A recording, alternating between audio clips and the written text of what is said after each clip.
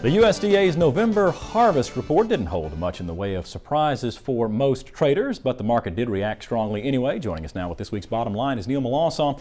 And Neil, was there anything in the report that may give consumers some relief as far as prices at the grocery store are concerned? Well, Mike, it does offer us some hope for lower prices, but unfortunately not anytime soon.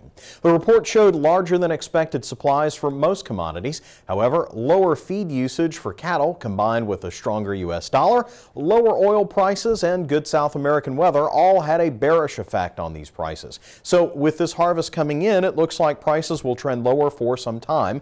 But there's several problems with this drop directly translating into food prices at the grocery store, however. One, the higher carryouts for grains is only here in the U.S. World stocks overall are lower.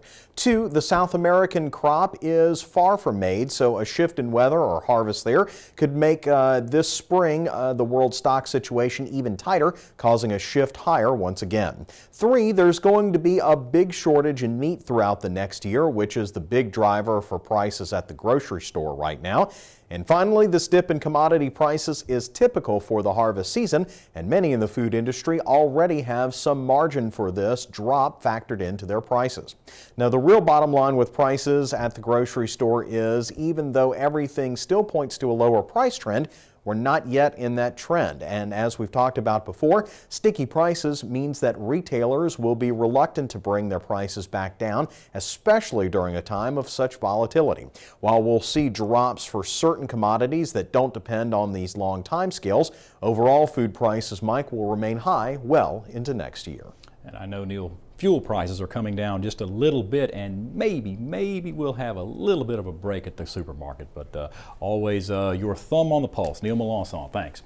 And remember, you can listen to any of Neil's reports on the Louisiana Farm Bureau Radio Network. For a list of stations where you can tune in or listen online, click on over to our website, twilightTV.org, and look for the LFB radio link on the left side of the home page.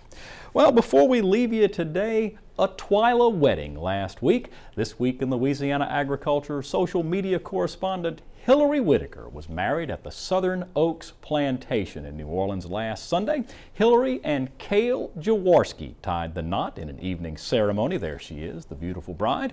After their honeymoon, the couple will make their home in Gonzales. Congratulations to Cale and Hillary. That does it for this edition of This Week in Louisiana Agriculture. Join us again next week when we'll bring you an encore presentation of our show from the Republic of Turkey. Until then, you can watch any of our stories online. Visit our website, twilightTV.org. For all of us here at This Week in Louisiana Agriculture, I'm Michael Dana. Thanks for joining us, everybody. Hope to see you again right here next week.